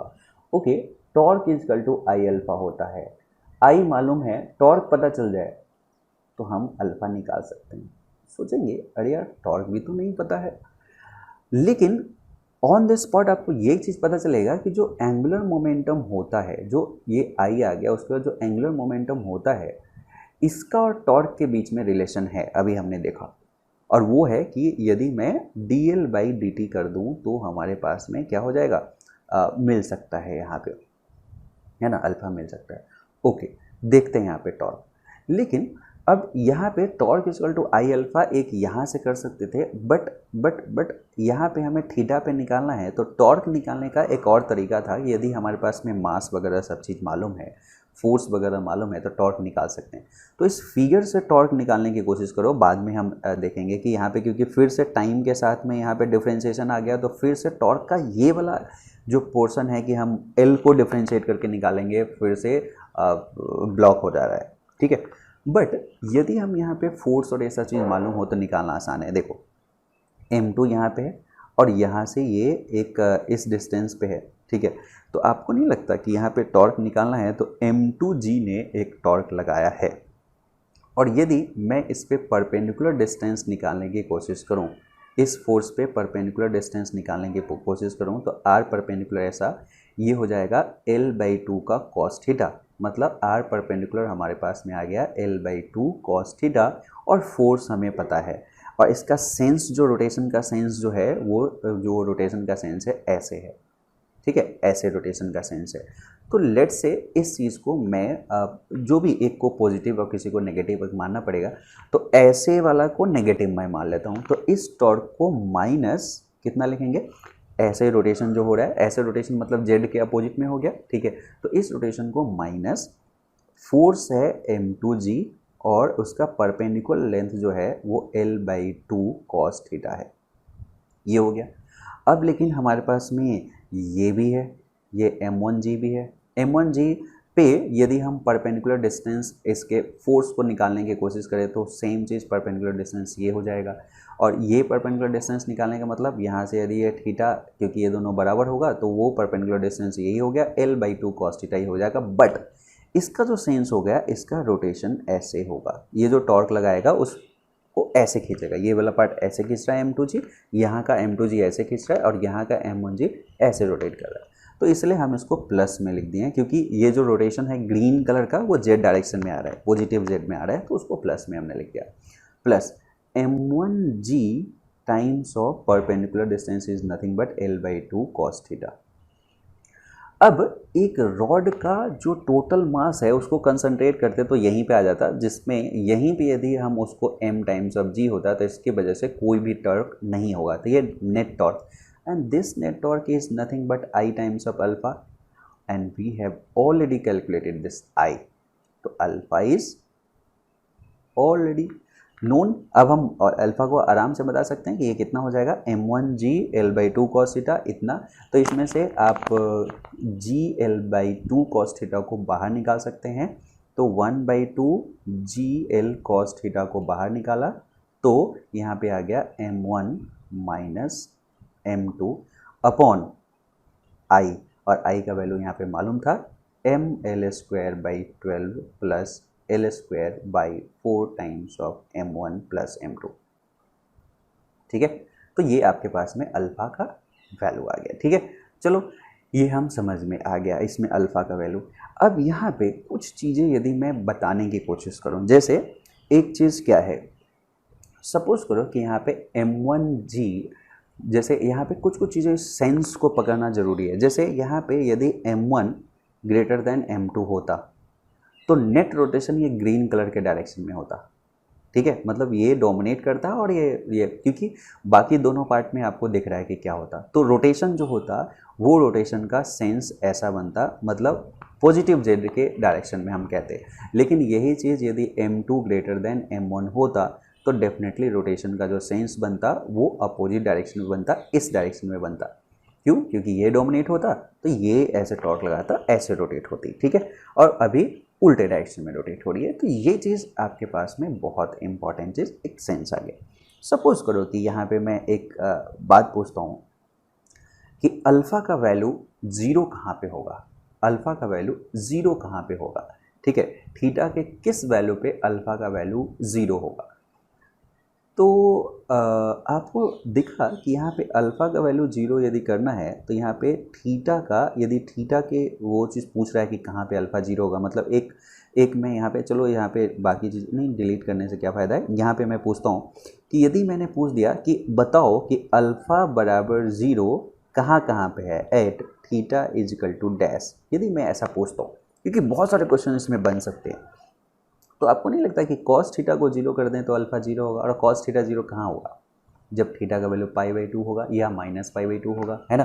तो हम कह सकते हैं कि या तो π/2 पे इनिशियली रहता या -π/2 पे होता, तो डेफिनेटली अल्फ़ा 0 होता, हमें दिख रहा है। सिमिलरली यदि मैं कहता हूँ कि अल्फ़ा का वैल्यू मैक्सिमम कहाँ पे होता, अल्फ़ा का वैल्यू मैक्सिमम कब होता, जब थीटा का वैल्यू जो इनिशियली जो सिचुएटेड था वो ऐसे सिचुएटेड होता, तो हमने देखा कि अल्फ़ा 0 हो जाता। अल्फ़ा 0 मतलब no net acceleration, angular acceleration कुछ भी नहीं होता। मैक्सिमम कहाँ पे होता, अब सोचो मैक्सिमम भी जब थीटा कॉस थीटा का वैल्यू मैक्सिमम 1, और 1 कहाँ कहाँ पे होगा, 0 पे होगा, और नहीं तो पाई पे होगा, ठीक है। तो 0 या पाई पे ऐसे हो सकता है, तो हम कह सकते हैं कि थीटा इक्वल टू डैश यदि वरना है तो 0 और पाई पे हम कह सकते हैं कि इसका मैक्सिमम थीटा होगा। चलो एक चीज़ और पूछने का मन कर रहा है, यदि सपोज करो कि यहाँ पे मैं ऐसा कहता कि ओमेगा का, चूँकि अब देखो डेफिनेटली यहाँ पे अल्फ़ा का जो वैल्यू है, अल्फ़ा का जो वैल्यू है वो अलग अलग पे अलग अलग है ना, अलग अलग पे अलग अलग है। यदि मैं ओमेगा को पूछता कि मैक्सिमम कहाँ पे है, थीटा कहाँ पे मैक्सिमम है, तो कैसे निकालते। अब मुझे बताओ ये जो अल्फ़ा है, यदि हम इसको सपोज करो थीटा जो है वो टाइम के साथ चेंज होता रहेगा, तो यदि मैं इसको टाइम के साथ इंटीग्रेट करने की कोशिश करूं, जो कि यहाँ पे मेन चीज़ थीटा है वो टाइम का फंक्शन, तो जब इंटीग्रेट करेंगे तो कहीं ना कहीं ये थीटा ही टाइम के रिस्पेक्ट में होगा और यही डिफ्रेंशिएट होगा, और यही जब डिफ्रेंशिएट होगा तो जब ओमेगा का सेंस बनाएंगे तो वहाँ पे डेफिनेटली साइन थीटा आएगा, क्योंकि साइन थीटा का डिफ्रेंशिएशन कॉस थीटा का साइन थीटा, यही प्लस माइनस में ऐसे रहेगा। तो जहाँ पे साइन थीटा मैक्सिमम होगा वहीं पे तो ओमेगा मैक्सिमम होगा, ठीक है। तो कहाँ पे होगा, तो इस क्वेश्चन को एज अ डिस्कशन आप रखो कि यहाँ पे ओमेगा कहाँ पे मैक्सिमम होगा, ठीक है। और उसमें एक ही कंडीशन मैं दे देता हूँ, लेट्स से कि m2 is greater than m1, वहाँ पे आपको ये बताना है कि ओमेगा कहाँ पे मैक्सिमम होगा, ओके। और वो चीज़ आप बता दोगे तो वेल एंड गुड। तो ये एक बहुत बढ़िया क्वेश्चन था जिसे आपने सॉल्व कर लिया। नेक्स्ट क्वेश्चन पे हम चलते हैं। नेक्स्ट क्वेश्चन एक हमारे पास में और छोटा सा क्वेश्चन है और बेहतरीन क्वेश्चन है, और वो क्वेश्चन ये है कि जैसे इस स्क्रीन पे उसको देखते हैं कि a sphere of mass m1 and block of mass m2 are connected by a light cord that passes over a pulley as shown in the figure. इतना एक लाइट कॉर्ड से ऐसे जा रहा है, the radius of the pulley is r and the moment of inertia about its axis is i, मतलब यहाँ से जो एक्सिस है उसका मोमेंट ऑफ इनर्शिया i दे दिया है, रेडियस r दे दिया है। The block slides on a frictionless, ये चीज़ फ्रिक्शनलेस है, ये फ्रिक्शनलेस है। Horizontal surface, find the expression for the linear acceleration of the object using the concept of angular momentum and torque. Angular momentum और torque के concept से ये चीज़ आपको बताना है।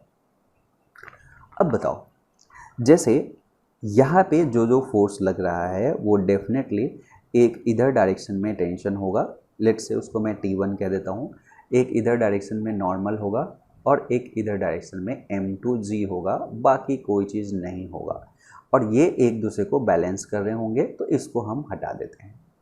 सिमिलरली यदि m1 पे हम देखेंगे तो यहाँ पे एक m1g होगा, और ऊपर के डायरेक्शन में आप T1 नहीं लिख सकते, कोई T2 है, और इसका नीचे के डायरेक्शन में कुछ इसका वेलोसिटी है। यहाँ पे T1 और T2 को बराबर नहीं कर सकते, क्योंकि यहाँ पे मोमेंट ऑफ इनर्शिया और r दे दिया गया है। ये चीज़ आप पहले ही बता चुके हैं टेंशन में कि जहाँ पे ये पुल्ली मासलेस हो, अब पुल्ली मासलेस हो जाता तो ऑब्वियसली इसका मोमेंट ऑफ इनर्शिया नहीं होता, तो वहीं पे टेंशन को बराबर कर सकते हैं, बट यहाँ पे टेंशन बराबर नहीं कर सकते हैं, ये T1 T2 अलग अलग है। अब कैसे सॉल्व करें इसे, ठीक है। तो एक चीज़ बताओ, यदि मैं इसमें मोमेंट ऑफ इनर्शिया की बात करूं, मोमेंट ऑफ इनर्शिया की बात करूं, मोमेंटम इनर्शिया की जगह पे एंगुलर मोमेंटम हम कैलकुलेट करते हैं, एल कैलकुलेट करते हैं इन तीनों ऑब्जेक्ट का। मैं इस पूरे को सिस्टम मानता हूँ। देखना इसको सिस्टम मानने से कितना ब्यूटीफुल चीज़ आ जाएगा। हमें दोनों ऑब्जेक्ट और इस चीज़ को एक सिस्टम मानना है। तो यहाँ पे यदि हम देखेंगे, यदि यहाँ पे हम देखेंगे कि कौन कौन सा फोर्स लग रहा है, उस पर हम बात करेंगे। एंगुलर मोमेंटम की हम बात करें तो एक स्ट्रिंग से जुड़े होने की वजह से इतना डेफिनेट है कि इस ऑब्जेक्ट का यदि वेलोसिटी v हुआ, पहला चीज़, इस ऑब्जेक्ट का वेलोसिटी यदि v हुआ तो इस ऑब्जेक्ट का वेलोसिटी भी v होगा। ठीक है, तो इसका एक्सेलरेशन a होगा तो इसका भी एक्सेलरेशन a होगा, इसका नीचे के डायरेक्शन में a होगा, इसके इस डायरेक्शन में a होगा। But this a is unknown और यही प्राइम अननोन है जिसे हमें फाइंड आउट करना है। इसी को सेंट्रल अननोन लेते हुए क्वेश्चन को फ्रेम किया गया है।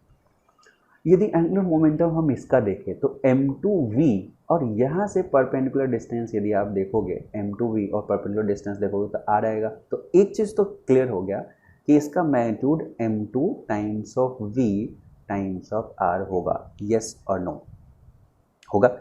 mv मोमेंटम और इसका परपेंडिकुलर डिस्टेंस, ये चीज़ हो गया। किधर डायरेक्शन में? तो इसका जैसे इसका जो डायरेक्शन हम देखेंगे तो ऑब्वियसली जो हमारा ऐसे आर क्रॉस इतना देखने की कोशिश करें तो स्क्रीन से बाहर की डायरेक्शन में आता रहेगा। ठीक है, सिमिलरली m1v इसका भी परपेंडिकुलर डिस्टेंस वही है, तो इसका भी आर क्रॉस से करेंगे तो सेम चीज़ आएगा। तो इसका भी आ जाएगा m1v r। अब एक मोमेंट ऑफ इनर्शिया इसमें बचता है किसका? इस पुल्ली का आई हमें मालूम है और यदि हमें इसे ओमेगा निकाले तो this is nothing but tangential speed. जो v है वो इस पुल्ली का टेंजेंशियल पार्ट हो गया, तो डेफिनेटली इसका जो ओमेगा होगा वो v/r होगा। This is nothing but angular momentum. और ये चीज़ सम इसलिए हुआ है कि सारे एंगुलर मोमेंटम जो है वो स्क्रीन से बाहर की तरफ आ रहा है, तो इसलिए नेचुरली हमने इसे सम कर दिया है। ओके, अब एक बार एंगुलर मोमेंटम हमें मालूम है तो हमें ये भी मालूम है कि एंगुलर मोमेंटम को यदि हम t से रिलेट करें तो net external torque is nothing but dl/dt। और जब dl/dt करेंगे तो यहाँ पे m2r कांस्टेंट dv/dt आ जाएगा प्लस m1r कांस्टेंट dv/dt आ जाएगा और प्लस i/r कांस्टेंट dv/dt आ जाएगा, है कि नहीं? तो अब यदि हम इतना करते हैं, इतना हम यदि ये करते हैं तो यहाँ पे dv/dt can be written as acceleration a, therefore tau external जो कि dl/dt है, उस चीज़ को हम ऐसा लिख सकते हैं m2 times of r a, और a सभी में कॉमन आ जाएगा तो ऐसा करते हैं, इसको हम सबसे बाद में लिखेंगे plus m1r plus i/r times of a। मतलब यहाँ से एक संभावना था कि a हम निकाल लेते हैं नेट एक्सटर्नल टॉर्क से। अब मुझे बताओ यहाँ पे यदि हम देखेंगे तो जो एक्सटर्नल फोर्स है इस सिस्टम में वो कौन कौन सा है? एक है m1g, एक है m2g और एक है नॉर्मल। तो नॉर्मल और m12g तो कैंसिल कर रहा है आपस में, एक दूसरे को कैंसिल कर रहा है, इक्वल एंड अपोजिट है, तो उसकी वजह से टॉर्क भी इक्वल एंड अपोजिट होगा, कैंसिल हो गया। सिर्फ m1g ही रिस्पॉन्सिबल है इसमें और t1 t2 तो इंटरनल फोर्स हो गया। This is very important. t1 t2 यदि ये सिस्टम मानते हैं, ग्रीन कलर को सिस्टम हम मान लेते हैं, इसको जैसे ही सिस्टम माना t1 and t2 become internal force, तो उसकी वजह से टॉर्क, एक्सटर्नल टॉर्क कुछ नहीं होगा। नॉर्मल और m2g की वजह से हो सकता है इक्वल एंड अपोजिट हो गया, जीरो हो गया। m1g की वजह से सिर्फ टॉर्क मिलेगा और किधर डायरेक्शन में मिलेगा? ये इनटू परपेंडिकुलर डिस्टेंस, मतलब this is nothing but m1g times of r। हो गया, खेल खत्म। a इक्वल टू क्या? इस पूरे पोर्शन को उठा के आप कहाँ पे ला दो? यहाँ पे ला दो। तो इसलिए a को यदि आप लिखोगे भी तो कितना हो जाएगा? m1gr by m2r plus m1r plus i/r। This is the explanation. देखो कितना ब्यूटीफुल क्वेश्चन था। ठीक है, तो अब क्वेश्चंस बहुत आराम से बनेगा यदि आपने उसको सही से डिकोड किया। डिकोड करना बहुत इंपॉर्टेंट होता है।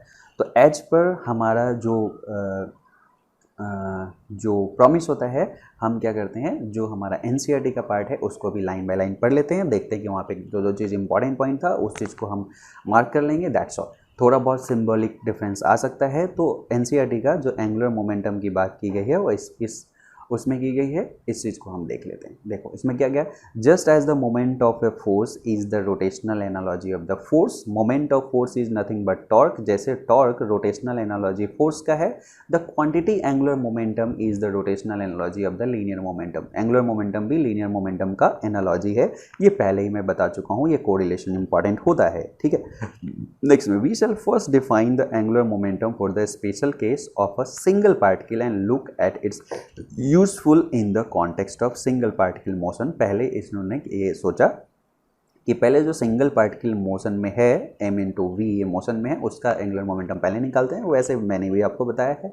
We shall then extend the definition of angular momentum to the system of particle including rigid body. हमने आपको यही सीक्वेंस में बताया, पहले पार्टिकल की वजह से बताया, फिर एक हमारे पास में एक बॉडी था और ये बॉडी में ith पार्टिकल ये सब चीज़ मानते हुए हमने एंगुलर मोमेंटम को आई ओमेगा बता दिया है। तो यही चीज़ को बता रहे हैं। Like moment of force, angular momentum is also a vector product. Moment of force मतलब टॉर्क की तरह ये क्या होता है, एंगुलर मोमेंटम भी हमारे पास में एक क्या है, लाइक ये ऑल्सो अ वेक्टर प्रोडक्ट, ये भी एक वेक्टर प्रोडक्ट है, ये आपको ध्यान में रखना है, ठीक है। It could also be refer to as the moment of linear momentum. इसको हम मोमेंट ऑफ लीनियर मोमेंटम भी कह सकते हैं। ये भी आपके पास में इंपॉर्टेंट पार्ट हो गया, किसको, एंगुलर मोमेंटम को, okay. From this term one could guess how angular momentum is defined। आप गेस कर सकते हो कैसे डिफाइन करेंगे, r क्रॉस p से डिफाइन करेंगे। Consider a particle of mass m and linear momentum p at a position r relative to the origin o। कोई भी एक ऑरिजिन o है, यहाँ से r डिस्टेंस पे, r पोजीशन पे एक पार्टिकल मूव कर रही थी, उसका मोमेंटम p है मान लिया। द एंगुलर मोमेंटम ये I से रिप्रेजेंट किया है, जो कि L से है, ये स्मॉल l दिया गया है, तो इट्स ओके। सिंबॉलिक रिप्रेजेंटेशन से कोई दिक्कत नहीं होती। आपके भी नाम घर पे और बाहर अलग अलग होता है। Of the particle with respect to the origin O is define as r cross p। r cross p हम पहले भी डिफाइन कर चुके हैं। तो इसका मैग्नीट्यूड rp साइन थीटा हो जाएगा, जहाँ पे p मैग्नीट्यूड ऑफ p है, theta angle between r and p है, जिसको r परपेंडिकुलर p कह सकते हैं। और ये सबको हम बहुत अच्छे से कई बार देख चुके हैं, ठीक है। Where r perpendicular r sine theta is the perpendicular distance of the direction line of p from the origin and p perpendicular is the component of p in the direction of perpendicular to the r। ये चीज़ मैं already आपको बता चुका हूँ कि यदि r है और यदि हमारे पास में कोई भी एक p यदि मैं ऐसे कंसीडर कर लेता हूँ कि r कंसीडर कर लेता हूँ, तो या तो आप इसको एक्सटेंड करके इस पे परपेंडिकुलर ऐसे ड्रॉप करें, दिस इज r परपेंडिकुलर जो कि r साइन थीटा के बराबर हो जाएगा, या आप इसके एक कंपोनेंट इसको ले लें, क्योंकि यहाँ पे ये थीटा है और ये थीटा है, इसको p परपेंडिकुलर कह दे जो कि p साइन थीटा के बराबर है। We expect the angular momentum to be zero. We expect the angular momentum to be zero, L0, if the linear momentum vanish। Obviously बात है, यदि p ही नहीं रहेगा तो एंगुलर मोमेंटम नहीं रहेगा, तो p वैनिश तो L0 होगा। If the particle is at the origin और if the directional line of p passes through the origin, theta equal to 0 और 180 डिग्री। थीटा यदि 0 रहे या 180 डिग्री रहे तो डेफिनेटली थीटा 0 या 180 डिग्री रहे तो एंगुलर मोमेंटम 0 हो जाएगा, क्योंकि आपको दिख रहा है कि साइन थीटा 0 और साइन 180 भी 0 होता है, तो वो 0 हो जाएगा, ठीक है। ऑरिजिन पे कोई चीज़ रहे तब भी 0 हो जाएगा, क्योंकि उसमें r ही नहीं आएगा, ओके। तो this is not a very tough part. The physical quantity, moment of force and the angular momentum have an important relation between them। Physical quantity में दोनों के बीच में बहुत इंपॉर्टेंट रिलेशन है, और ये इंपॉर्टेंट रिलेशन ही बहुत इंपॉर्टेंट रिलेशन है, और वो रिलेशन हमने अभी डिराइव कर रखा है कि जैसे for deriving the relation context particle with differentiate, इतना उसको डिराइव करने के लिए हमने इसको डिफरेंशिएट कर दिया। इसको मैं ये डेरिवेशन बता चुका हूँ, इसको डिफरेंशिएट किया, एक अलग अलग ऐसे कर दिया।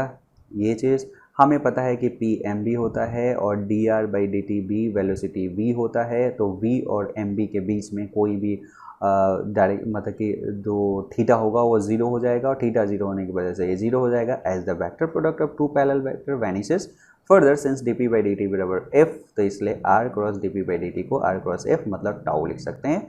तो d r क्रॉस पी सिर्फ टाउ के बराबर हो गया। इसका मतलब हमारे पास में एक रिलेशन हमें पता चल गया कि हम किस तरह से एंगुलर मोमेंटम को यदि हम डिफ्रेंशिएट करें तो टॉर्क मिलेगा। Thus, the time rate of change of the angular momentum of the particle is equal to the torque acting on it.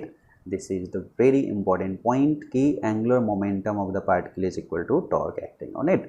और ये भी ध्यान रहे कि यहाँ पे कि this is the rational analogy of the equation F is equal to dp by dt. उसी का एक analogy है which express the Newton's second law for the translational motion of a single particle. Newton's law जो second law था वही एक तरह से ये भी एक न्यूटन सेकेंड लॉ है रोटेशन में, बट इसको न्यूटन का नाम नहीं दिया जाता, ये एनालॉजी है। ओके, अब नेक्स्ट जो छोटा सा ये इसमें टॉपिक दिया है वो ये दिया है कि torque and angular momentum for a system of particle. तो ये भी हम देख चुके हैं कि टॉर्क और angular momentum system of particle का कैसे डिराइव करते हैं, और हमने to get the total angular momentum of the system of particle about a given point we need to add up vectorially and the angular momentum of the individual particle. यही काम तो किया गया है। जब हमारे पास में कोई भी एक रिजिड बॉडी है तो वहाँ पे किसी ith पार्टिकल को पकड़ के उसका एंगुलर मोमेंटम निकाला और सबको एडअप कर दिया वेक्टोरियली। ध्यान रहे वेक्टर के फॉर्मेट में, क्योंकि वो वेक्टर क्वांटिटी होता है।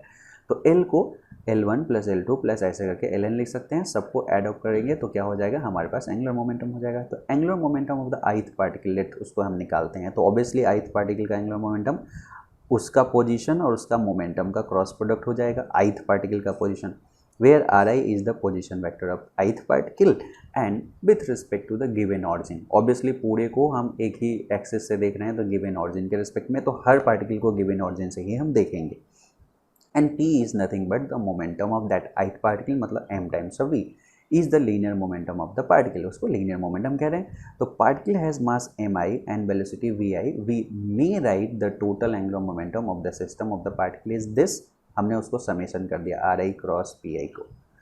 अब this is a generalization of the definition of the angular momentum. ये एक जनरल डेफिनेशन हमारे पास में आ गया for single particle to a system of particle. अब हमें सिंगल पार्टिकल से सिस्टम ऑफ पार्टिकल पे हम पहुंच गए, ठीक है। अब कह रहा है कि यदि हम इसको डिफ्रेंशिएट करें, dl बाई dt लिखे, तो ऑब्वियस सी बात है कि यदि हमें डिफ्रेंशिएट करना पड़ेगा तो इसको भी डिफ्रेंशिएट करना पड़ेगा। इसको डिफ्रेंशिएट करेंगे तो di बाई dt को डिफ्रेंशिएट करना पड़ेगा, जो कि नथिंग बट टॉर्क। हर इसका डिफ्रेंशिएशन जो होगा वो टॉर्क बताएगा, और हर उस टॉर्क का नेट समेशन। यहाँ पे बहुत इंपॉर्टेंट चीज़ आएगा, dl बाई dt पूरे सिस्टम का एंगुलर मोमेंटम का differentiation is nothing but summation of torque of each particle पे जो टॉर्क लग रहा है वो।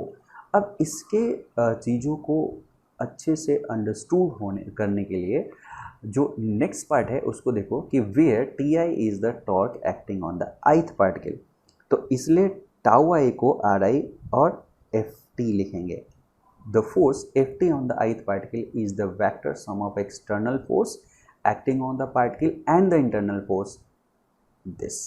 ये बहुत इंपॉर्टेंट चीज़ है। जब हमारे पास में एक पूरा सिस्टम होता है तो एक सिस्टम में जब बहुत सारे पार्टिकल होता है तो एक पार्टिकल को ith पार्टिकल को कंसीडर करो तो हो सकता है कि इस पर आपने एक्सटर्नल फोर्स लगाया हो बहुत सारा जिसका समेशन लेना हो, और ये सब पार्टिकल भी तो आपस में इंटरेक्ट कर रहे होंगे, तो वो इंटरनल फोर्स हो गया। तो इसलिए कहा गया कि एफ आई यदि हम देखते हैं तो this is nothing but ith particle पे लगने वाला टोटल एक्सटर्नल और टोटल इंटरनल फोर्स है exerted on it by the other particle of the system। Definitely internal force जो लगेगा वो दूसरा पार्टिकल इस पे लगाएगा। ये सारा चीज़ इंटरनल के लिए हो गया, और ये एक्सटर्नल एक अलग से आएगा। We may therefore separate the contribution of external and internal forces to the total torque। तो इसका मतलब हम ऐसा कर सकते हैं कि जो हमारे पास में टोटल टॉर्क निकालना है, जो कि समेशन ऑफ ith पार्टिकल का जो टॉर्क है वो निकालना है, जो ith पार्टिकल का ये क्रॉस प्रोडक्ट निकालना है, उस चीज़ को हम दो पोर्शन में डिवाइड कर सकते हैं। एक वो जो एक्सटर्नल फोर्स की वजह से टॉर्क का कंट्रीब्यूशन हुआ है, एक वो जो इंटरनल फोर्स की वजह से टॉर्क में कंट्रीब्यूशन हुआ है। डेफिनेटली टी एक्सटर्नल को हम ये लिख देते हैं और टी इंटरनल को ये लिख देते हैं दो पार्ट में। यही चीज़ अब हमारे पास में दो पोर्शन में आ गया। अब यहाँ पे एक कंसेप्चुअल चीज़ आता है, उस कॉन्सेप्ट को समझो। ये क्या कि यदि हमारे पास में इसमें इंटरनल और एक्सटर्नल चीज़ों को देखो एक्सटर्नल टॉर्क और इंटरनल टॉर्क को देखने की कोशिश करो।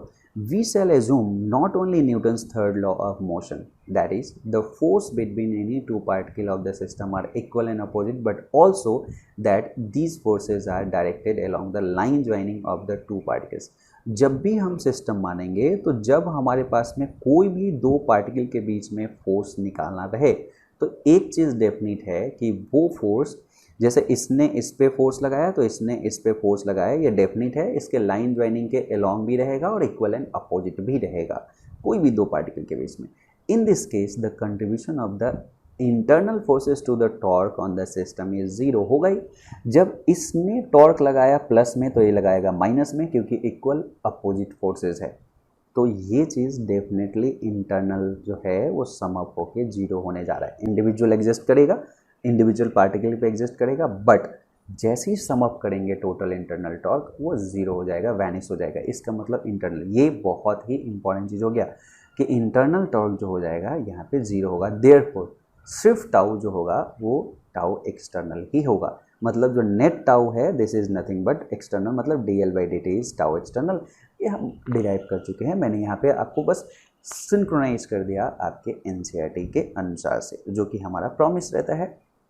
ठीक है, तो इसमें इंपॉर्टेंट पॉइंट हमारे पास में क्या आ गया कि the time rate of the total angular momentum of the system of particle about a point taken as the origin इतना is equal to the sum of the external torque only, not internal. ठीक है, acting on the system taken about the same point, जिस पॉइंट के about में वो rotate कर रही है बॉडी उसी के अबाउट में, is the generalization of the single particle case to the system of the particle. ये एक जनरलाइजेशन है सिंगल पार्टिकल से system of particle. Note that when we have only one particle there are no internal forces. एक ही particle है तो internal forces की बात ही नहीं होगी, है ना, और इंटरनल टॉर्क की भी बात नहीं होगी।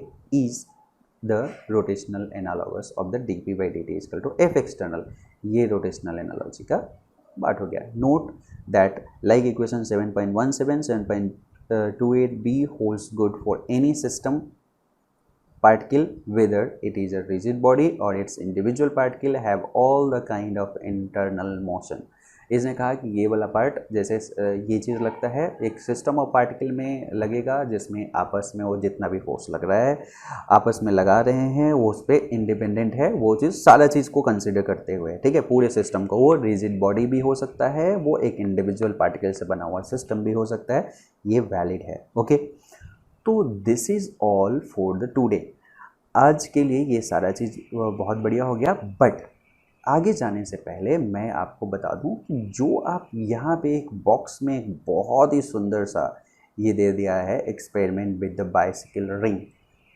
मैं क्लास में तो इसे बताया करता था जब भी क्लास हुआ करती थी, अब तो क्लास हो नहीं रही है। इसमें बहुत ही सुंदर सा एक चीज़ बताया गया है कि यदि एक साइकिल का रिंग लो और उसको दो थ्रेड से ऐसे बांध दो, और यदि ये स्टेशनरी है और इसको कट करोगे तो ये पूरी की पूरी साइकिल जो होगी गिर जाएगी, और ये ऐसे इस डायरेक्शन में ये सारा का सारा चीज़ हो जाएगा, ऐसे हो जाएगा यदि ओमेगा जीरो है। बट जैसे ही इसमें कोई ओमेगा होता है, जैसे ही कोई ओमेगा यहाँ पे होता है, ओमेगा जीरो नहीं होता है, तो उस समय यदि आप इस स्ट्रिंग को कट करोगे तो ये बिल्कुल ऐसे ही रहेगी, ये व्हील्स ऐसी रोटेट होगी। हाँ, इसमें कुछ मोशन आपको दिख सकता है कि अपने चारों तरफ मोशन ऐसे कर रहा है।